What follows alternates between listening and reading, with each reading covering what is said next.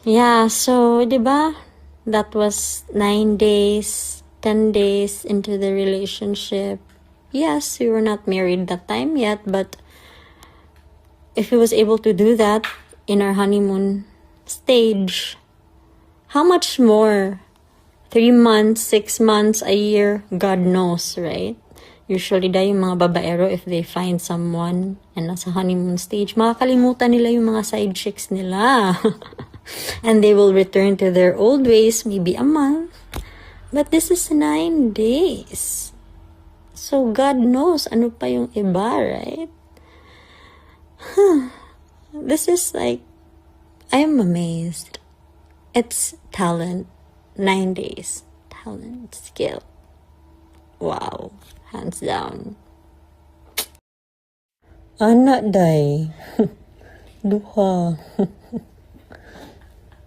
Ibaw tulo. Da. Nakita mo ba yung post?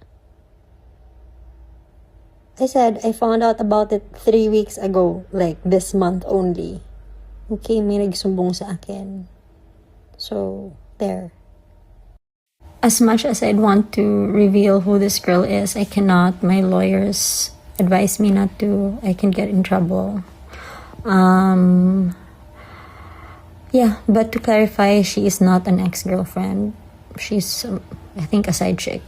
So, not an ex-girlfriend. Kawawa naman yung mga ex-girlfriend na walang kinalaman.